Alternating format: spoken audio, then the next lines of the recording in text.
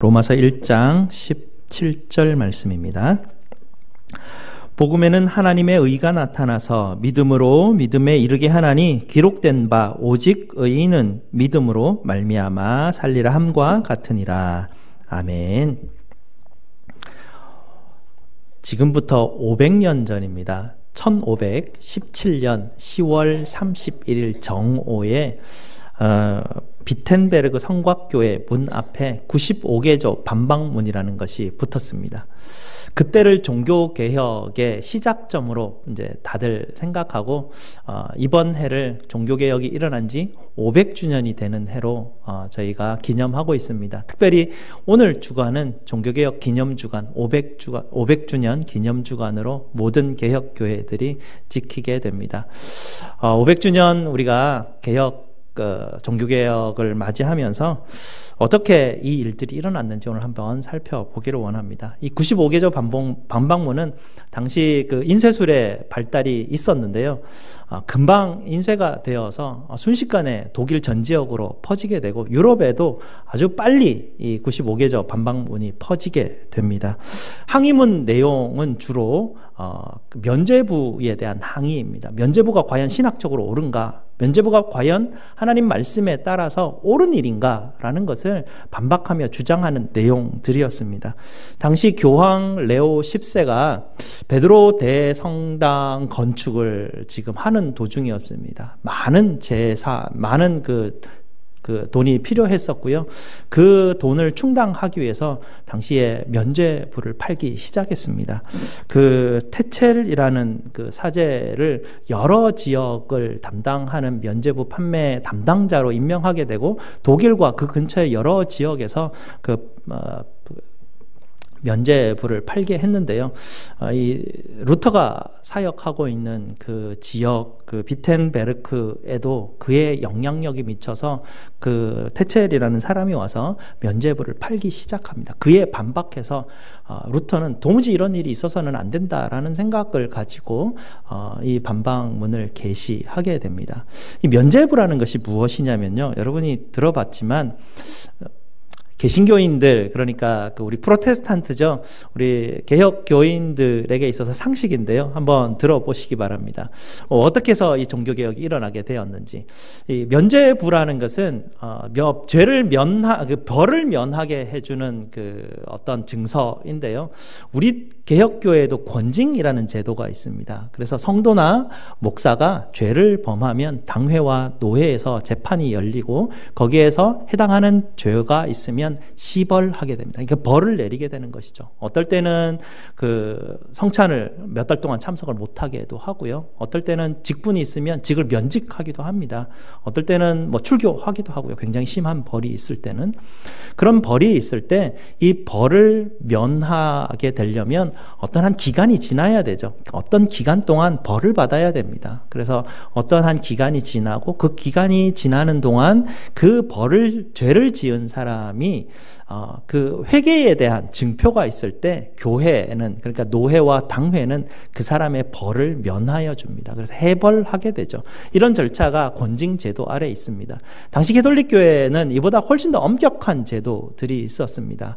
하나님 앞에 또 교회 앞에 그들이 죄를 짓게 되면 교회는 그들에게 시벌을 하게 됩니다. 벌을 하게 되고 그 벌을 안에 내용을 보게 되면 주로 고행 같은 것들, 주로 많은 어떤 그 엄격한 그 규칙에 따라서 뭔가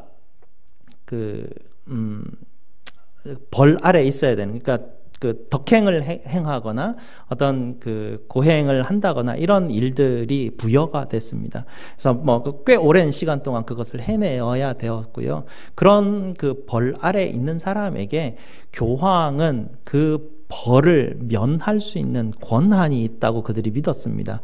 말씀 가운데 베드로의 직을 승계했던 교황이었기 때문에 너희가 풀면 하늘에서도 풀고 너희가 매면 하늘에서도 매인다라는 그 말씀 때문에 교황은 그 벌을 벌을 면책할 수 있는 면책권이 있다라고 당시에는 다 믿고 있었습니다. 그 면책권을 가지고 적당한 때가 되면, 희년의 때가 되거나 어떤 기간이 되면 교황이 일괄적으로 어떤 벌을 이렇게 해벌하게 되는 그런 사건들도 있었습니다. 하지만 이 교회가 타락하면서 이 면죄부가 돈을 주고 사고 주고, 그러니까 돈을 받으면서 팔기 시작하는 그런 시기가 있었고요. 또 전쟁하게 되는 십자군이 필요한, 군대가 필요할 때는 감옥에 있는 많은 사람에게 면죄부를 팔았습니다. 그 면죄부가 뭐였냐면 십자군 원정에 참여하면 당신이 지금까지 지었던 죄가, 지옥 갈 모든 죄가 다 사해지고 앞으로 받을 벌도 하나도 없어진다. 바로 너는 십자군 원정에 참석하자마자 당신은 천국 가게 된다라고 그들이 그것을 선포했습니다. 많은 죄인들, 많은 불황아들, 많은 그 약한 사람들, 가난한 사람들이 다 십자군 원정에 지원하고 면죄부를 받았던 그런 역사적 기록들이 있습니다. 루터 때는 성전을 세우기 위해서 그들이 면죄부를 판매를 했습니다. 돈을 주고 판매하고 벌이 있는 사람들한테 면책을 주었습니다. 당시 그 캐톨릭 교회는 큰 죄와 작은 죄를 구분을 하는 그런 어떤 그 교리가 있었는데요.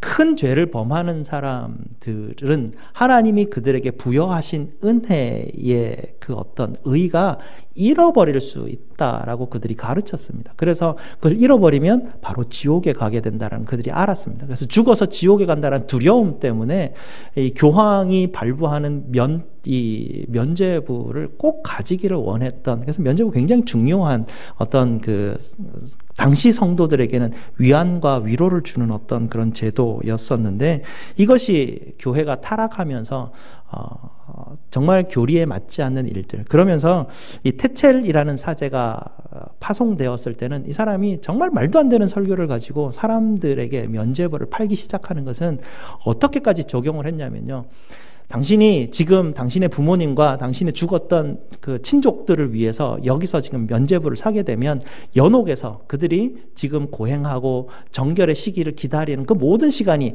다 사해지고 바로 천국에 갑니다 라고 선포해 버립니다.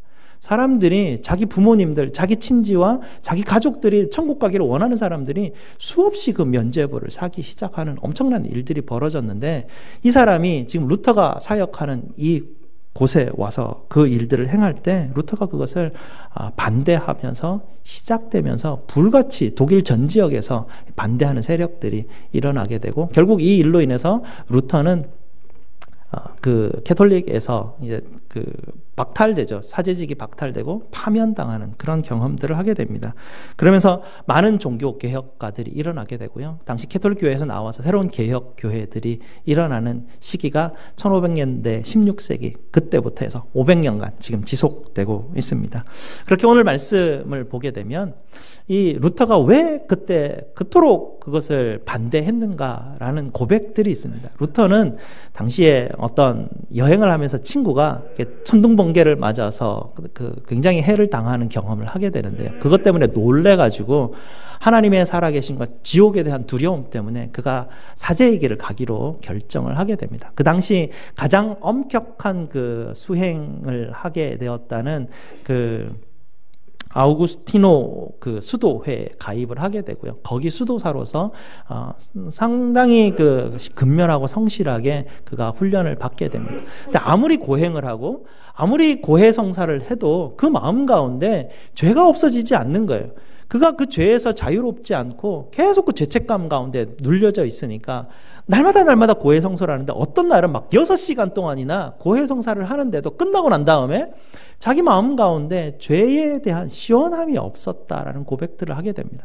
그런데 성경을 보면서, 특별히 로마서를 보면서 그가 그 전까지 깨닫지 못했던 것을 이 1장 17절에서 깨닫는 그 놀라운 경험을 하게 되었다라고 그가 간증하고 있는데요.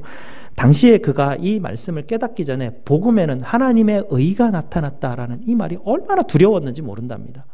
하나님의 의가 나타나니 하나님의 심판이 드러나는 거 아닙니까? 하나님의 의와 공의로움이 자기 앞에 나타나는 그것을 너무나 두려운 가운데 정말 그 심판자 앞에 서는 것이 너무나 두려워서 벌벌 떨고 어떻게 하면 하나님 앞에 설 수 있을지에 대한 두려움들이 있었는데 이 말씀 앞에서 갑작스럽게 주님께서 주시는 깨달음이 있었다고 합니다. 이 하나님의 의가 심판하시는 공의로운 하나님의 의가 아니라 이 하나님의 의로 말미암아서 나의 모든 더러운 죄를 덮으시고 의롭게 하시는 하나님의 의로운 의라는 사실이 갑자기 깨달아지면서 더 이상 내가 고행하거나 고해성사를 하거나 정말 무릎으로 그 계단을 올라가면서 이렇게 외치던 어떤 그런 노력들이 다 소용없음을 알게 되고 정말 하나님 앞에서 죄인을 의롭다 하시는 믿음으로만 일어나는 이 놀라운 하나님의 은혜, 하나님께서 이 루터에게, 바울에게도 나타나셨죠. 하나님께서 바울에게 하나님의 의가 드러나게 하신 것처럼 루터에게도 하나님께서 찾아가 주셔서 하나님의 의이신 십자가에 달리신 예수께서 그에게 나타나시는 그 놀라운 경험들을 하게 되었습니다. 여러분은 어떠십니까? 여러분은 죄에서 자유로우심을 경험하십니까? 저는 아니었어요. 어릴 때 이 죄책감이 상당히 저를 괴롭혔습니다. 언제 주로 괴롭혔냐면 예배 드릴 때. 예배 드릴 때만 되면요, 그 평소에 생각지도 않았던 제가 남들한테 말도 못하는 그런 어떤 숨겨놓은 죄들이 계속 머릿속에 막 떠올라가지고 잔상이 흐려지지 않는 거예요. 예배 시간 중에 언제 제일 심했냐면 목사님이 앞에서 축도하실 때 이제는 하고 그러고 나면 제 머릿속에 어떻게 숨겨놨던 죄들이 막 필름처럼 막 돌아가기 시작하는 거예요. 축도를 하는 그 축복받는 그 시간에 도무지 축복받을 수 없는 그런 참 힘든 그 경험들을 계속 반복하면서 했습니다. 제가 어릴 때부터 고신교회에 계속, 지금도 고신교회에 있지만 고신교회 다니면 고신교회는 해야 될 게 많습니다. 여러 가지 그 규정들과 성도로서 마땅히 해야 될 면들이 많은데 어릴 때 주일학교 때부터도 주일학교 선생님들이 내주는 숙제들도 있었고요. 그래서 성경 암송도 하고 또 성경을 읽고 전도를 하고 또 주일 예배마다 참석, 오전 예배, 오후 예배, 또 수요 예배 참석 다 하게 되고 또 11조, 감사헌금, 성가대 봉사 여러 가지 각가지 일들을 정말 그 시키는 일들 이렇게 하니까 좋았던 게 뭐냐면요, 선생님들이 칭찬해 주는 거예요. 인정해 주고 선물을 주고. 저는 어린 마음에 그게 너무 좋았어요. 그래서 더 칭찬받고 싶고 더 인정받고 싶어서 교회가 하는 그 테두리 안에서 대부분 모든 것을 거의 다 해내었습니다. 그러면서 제 마음 가운데 들어오는 죄성을 의식을 하지 못했어요. 제가 더 자랑하고 싶고 더 인정받고 싶으면서 성경은 아무도 제가 몇 장 읽었는지 확인 못 하잖아요. 그거는 그냥 제가 몇 장 읽었어요 라고 선생님한테 말하는 거였어요. 그런데 몇 장밖에 읽지 못했는데 항상 선생님 앞에 가면 수십 장 읽었다고 제가 얘기를 해요. 그러면 다른 사람보다 몇 배 이상 성경을 읽게 되는 결과가 나타나요. 그러면서 항상 저는 1등이에요. 뭐든지. 당시에 상 받을 때 너무나 좋고 사람들이 나를 쳐다보고 야 하는 그 마음이 너무나 기뻤던 그 순간이 있었지만 계속 예배 때마다 저를 괴롭히는 그 죄책감, 그것으로 참 힘들었던 것 같아요. 그 외에도 뭔가 이렇게 가지고 싶으면 제 안에 그걸 막 가지고 싶은 그 어린 마음에 장난감을 사고 싶기도 한데 어머니가 사주지 않으니까 또 어머니 지갑 슬쩍 하면서 장난감 사기도 하고 그런 어떤 여러 가지 그 죄의 유혹 가운데 제가 계속 빠져들어가는 그런 모습들, 그것 때문에 예배 때마다 죄책감들, 축도할 때마다 계속 그 하나님의 축복이 저한테 오지 않는 듯한 그런 느낌들 가운데 반복되면서 삶을 살았습니다. 수련회를 이제 중학교 들어가고 고등학교 들어가서 수련회를 가게 되면 여러분께서 어릴 때 이제 신앙생활 하셨던 분들은 아시겠지만 캠파이어를 해요. 이제 불을 막 쌓아놓고 찬양을 하고 분위기가 막 고조되면 이제 종이를 내주고 거기다가 자기 지었던 죄를 다 쓰라고 합니다. 막 죄를 쓰라 하면 막 종이 빡빡하게 막 씁니다. 엄청 많이 써요. 엄청 많이 써가지고 꼬박꼬박 아무도 못 보게 접어가지고 다 이제 불에다가 집어넣고 태우라 합니다. 그 태우는 거 보면 제 죄가 막 다 타는 것 같은 그 시원함 감사와 은혜가 있어서 막 눈물을 흘리고 막 은혜를 막 받아요. 몇 주 지나면 축도 시간에 또 떠올라요. 뭐 이게 머릿속에서 이게 잔상이 죄책감이라는 것이 없어지지 않더라고요. 분명히 저는 교회를 다니면서 예수를 믿으면 주님께 회개했던 모든 것은 다 주님께서 깨끗게 해주시고 다 용서하셨다라는 걸 알았어요. 대학을 들어가서도 SFC 활동하면서 성경 공부를 하고 선배들과 간사님들, 목사님들로 통해서 이런 기본적인 신앙의 가장 기본적인 칭의에 대한 가르침들을 누구보다도 반복적으로 배워왔지만 배워도 제 마음 가운데 있는 죄책감은 계속 안 없어져요. 이상하게 안 없어져요. 계속 저를 이렇게 옥죄고 있는 그런 느낌이었어요. 말씀은 믿기만 하면 내 모든 죄가 사한다라는 그 말씀이 있는데 내 현실은 그렇지 않은 거예요. 현실과 이상 사이에 너무나 많은 갭이 생겼어요. 이 갭 때문에 죄책감이 발생이 되고 이 죄책감을 해결하기 위해서 어떻게 해결했을까요? 다른 사람한테 이 죄책감을 드러낼 수가 없는 거예요. 더 저를 이쁘게 잘 포장하는 거예요. 그러면서 더 저는 죄책감 안에서 이렇게 막 더 힘들어지는 그런 경험들을 하게 되는데 제가 이 경험들이 어느 순간인가 하나님께서 해결해 주셨어요. 그것도 바울에게 나타나셨던 또 루터에게 나타나셨던 또 수많은 하나님의 증인들에게 하나님의 의이신 십자가에 달리신 예수 그리스도가 나타나시는 경험이거든요.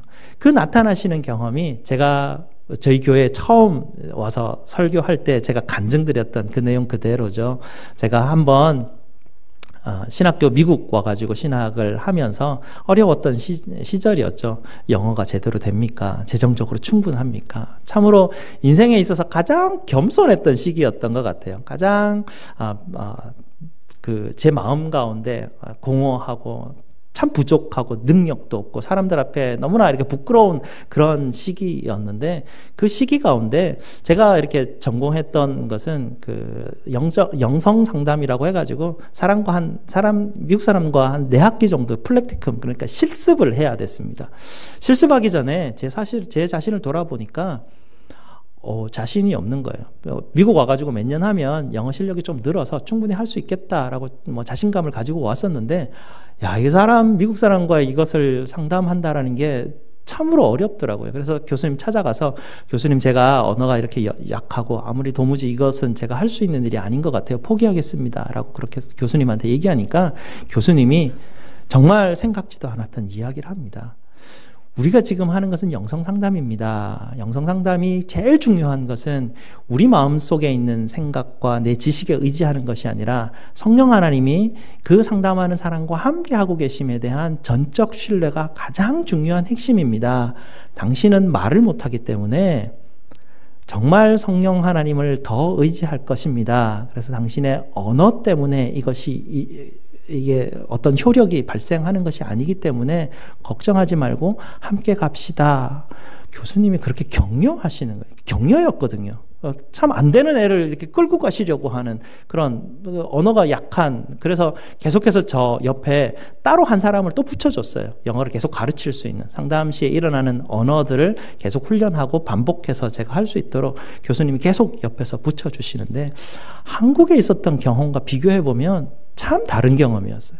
한국의 교수님들은 그럴 여력이 없으셨어요. 학생들도 많았고요. 어쨌든 공부 잘하는 학생을 제자 삼기를 원했죠. 주로 이제 신학을 가게 되면 서울대 연고대 학생들이 들어옵니다. 네, 교수님들은 그들 중에 한두 사람을 자기의 이제 직속 제자 삼으려고 좀 이렇게 식사 대접도 하고 그런 일들도 있는데 저같이 이제 지방대 출신들은 이제 못 끼게 되죠. 그런 어떤 용납함이 되지가 않아요. 실력이 없으면 내가 갖추어진 것이 없으면 그렇게 누군가에게 받아들여지는 경험들이 한국에서 있었지 않았던 것 같아요. 미국 왔는데요. 자격 없는 사람이었어요. 제 출신 학벌이 지방대였던 걸 생각을 하지 않으셨어요. 교수님들이. 그냥 저 있는 모습 그대로 겉에 있는 드러난 내 실력과 어떤 것을 보는 게 아니라 내 있는 그대로를 보시면서 같이 가자라고 내가 도와줄게 라는 그 말씀이었어요. 참 어려운 시절에 그런 놀라운 경험들을 하나님께서 계속해서 주시고, 그 전에 한국에 있을 때는 참 많이 사람을 의지하고 부모님 의지하고 선생님 의지하고 친구들을 의지하며 살았는데, 미국 오면서 아무도 의지할 사람 없잖아요. 알 수 없는, 기대하지 않았던 교수님의 도움들, 기대하지 않았던 여러 사람들의 재정적 도움들을 통해서 하나님이 이렇게 나를 붙들고 계시는구나라는 그 아주 작은 세미한 그 느낌들을 가지고 있는데, 한순간 어떤 그 시점이죠.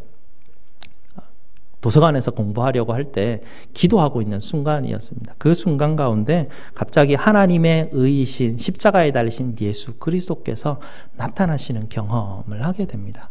그래서 주님께서 내게 오셔서 내 안에 그동안 적재되었던 수많은 나의 죄책감들, 나의 죄된 얼마나 오랫동안 묵었으니까 냄새가 얼마나 나겠습니까? 그곳에 예수님께서 앉아 계시는 모습이 상상되어지더라고요. 그러면서 주님, 그곳에서 뭐 하십니까? 저도 그 창고에는 들어가기 싫어서 맨날 죄책감 때문에 힘들어서 맨날 밀어놓고 생각도 하기 싫은 그곳에 주님 왜 거기 계십니까? 라고 할 때 주님께서 저에게 하셨던 제 느낌이 뭐였냐면, 괜찮다 얘야 라는 것입니다. 이리 와라 라는 것이요. 그 창고에 같이 그 창고에 같이 앉아서 그 죄와 그 쌓여있는 냄새나는 그곳에 주님께서 나를 붙드시고 괜찮아 라고 하시는 것이에요. 그때 정말 너무나 놀랐습니다. 너무나 주님께서 내게 허락하시는 은혜, 하나님의 의가 나타나시는 경험이 이런 것이구나라는 것을 체험하게 되고, 그러면서 정말 더 이상 내가 더 괜찮아지려고 노력할 필요가 없다라는 경험을 하게 되더라고요. 이대로 그냥 내 모습 이대로를 괜찮다 하시는 그분이 내게 계시니까 더 괜찮아질 노력을 더 하지 않아도 되더라고요. 사람들 앞에서 그 이후에는 실수를 자주 하게 됐어요. 그전에는 실수하지 않기 위해서 너무나 노력 많이 했죠. 완벽한 어떤 준비 태세를 많이 이제 갖추려고 했었는데, 그 이후에는 그전에는 설교할 때도 밥도 잘 못 먹었는데, 이제는 밥도 먹고, 시험 칠 때도 밥도 잘 못 먹었는데, 밥 먹으면서도 그렇게 불편하지 않고, 좀 못해도 괜찮아. 못하는 게 원래 나의 모습이야. 라는 예수님이 괜찮아. 라는 나를 용납하시는 그 은혜들로 인해서, 정말 주님께서 제게 주시는 죄를 가려보려고 하는 은혜, 행동들을 더 이상 하지 않아도 되는 그런 은혜들이 있었습니다. 이렇게 하나님께서 하나님의 의, 십자가에 달리신 예수 그리스도가 우리에게 항상 오셔서 나타내시려고 하는 것이 역사 이래로 주님께서 계속 우리에게 주시는 은혜입니다. 우리 각자에게 끊임없이 찾아오셔서 하나님의 의이신 십자가에 달리신 예수 그리스도는 여러분 앞에 나타나시기를 원하시는 분이십니다. 주님 앞에 나타나실 때 저의 경험으로 보거나 사람마다 경험이 다 다르지만 저의 경험으로 봤을 때는 인생에 있어서 가장 겸손할 때에, 가장 도움이 주변 사람들한테 막 다 필요하는 그때에 주님이 이렇게 갑작스럽게 찾아오시는 정말 깜짝 놀라운 은혜의 선물의 시기가 있더라고요. 제가 막 믿음이 좋아서 하나님 앞에 나아가서 받은 은혜가 아니었고요.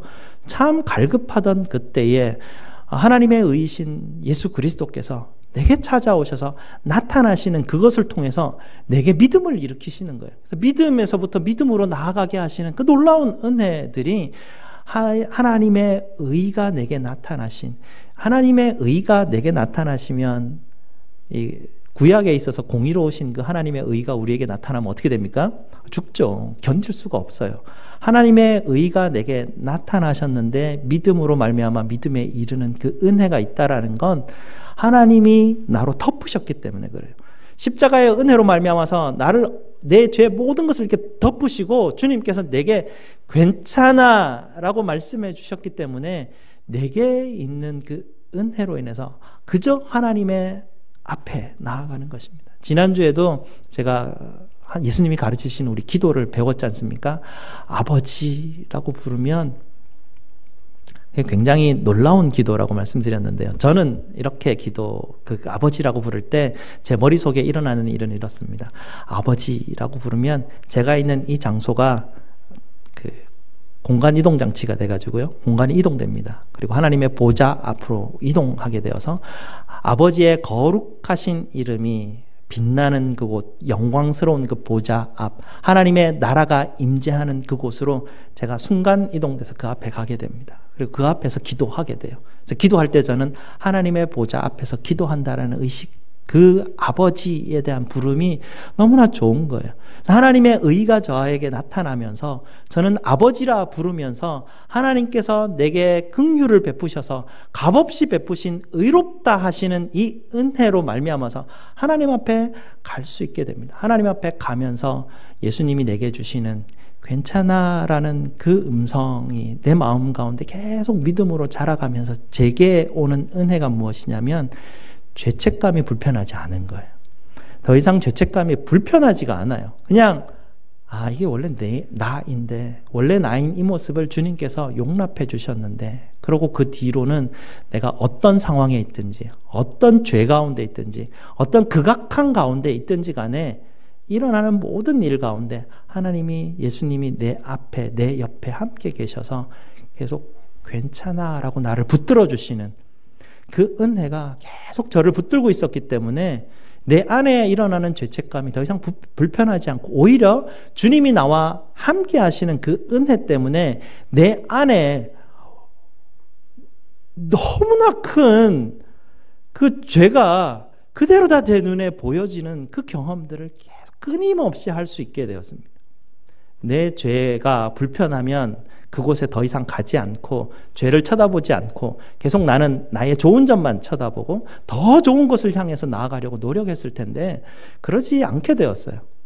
불편하지 않아요. 주님이 괜찮다 하셨기 때문에 내가 그동안 보지 못했던 많은 죄의 산더미 같은 엄청난 홍수의 그 죄의 홍수들 그대로를 주님이 나를 용납하시는 그 용납하신 가운데, 허용하시는 가운데 계속 드러나는 그대로를 찾다 보니까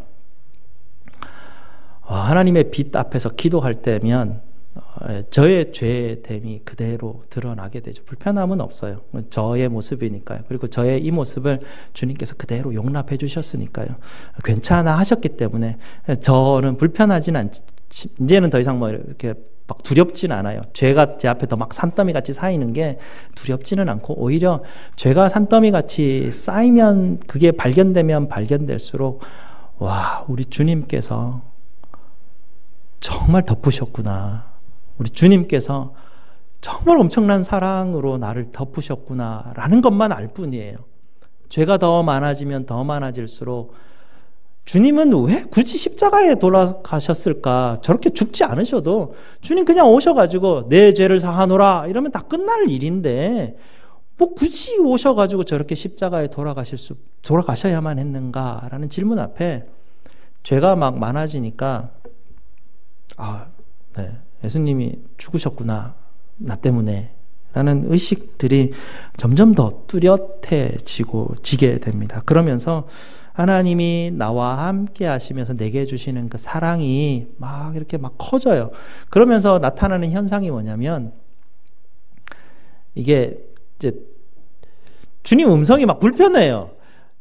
하고 하시는 말씀이, 이 말씀을 통해서 이제 저한테 말씀하시잖아요. 저를 너무나 사랑하시는 거 알아요. 주님이, 그러니까 우리 부모님이 저 너무 사랑하시는 거 저 알듯이 주님이 저 이제 사랑하는 거 알겠는데 말씀이 불편해요. 이웃을 사랑하라 그러고 막 이러면 제가 그런 능력이 없잖아요. 그러면 주님 조금만 있어 보세요. 저는 지금 안 돼요. 라고 그렇게 드릴 수밖에 없는데, 주님의 사랑의 감동이 내 마음을 움직이셔요. 그러면서 내 안에 해야 되는 데가 아니라, 누가 시켜서가 아니라 내 마음 가운데 자의식이, 내 자유의지가 일어나서 말씀, 더 이상 내가 이제 죄 가운데 있어서는 안 되는구나. 죄의 습관 가운데 내가 그대로 여기 지금 있어서는 도무지 안 되는구나. 우리 주님을 내가 계속 십자가에 못 박을 수도 없겠고, 이제는 더 이상 여기서 이렇게 있으면 안 되겠구나라는 생각 때문에 하나님의 말씀이 계속 제 마음 가운데 막 울려 퍼지는 경험들을 하게 돼요. 믿음에서 믿음으로 가는, 그래서 오직 의인은 믿음으로 말미암아 살리라라는 말씀이 실제적으로 계속 적용이 돼요. 의인이라는 것이 뭐 잘나서 의인이 아니잖아요. 하나님의 긍휼하심을 베푸셔서 값없이 의롭다 하심을 받은 존재거든요. 값없이 의롭다 하심을 받은 존재는 이제 믿음으로 말미암아 살아가는데, 이 믿음으로 말미암아가 바울이 말하는 그 믿음은 1장 5절에 나타나요. 1장 5절 마지막 부분에 보면 믿어 순종하게 하나니라고 하는데, 이 헬라어에 보면 믿음의 순종 가운데 있다 이렇게 돼요. 믿음의 순종이에요. 그러니까 이 믿음이라는 게, 순종이라는 건 그냥 반응이거든요. 나와 내 앞에 있는 내 앞에 있는 분이 베푸신 어마어마한 사랑에 내 마음으로부터 오는 반응들이에요. 그래서 믿음으로라는 것은 주님의 음성을 계속 내가 그 음성 가운데서 내가 그 테두리 안에, 그 반경 안에서 벗어나지 못해요. 이제 아무리 내가 도망가려고 해도 예수님이 나를 붙들고 계시는 그 반경 안에서 도망갈 수가 없다니까요.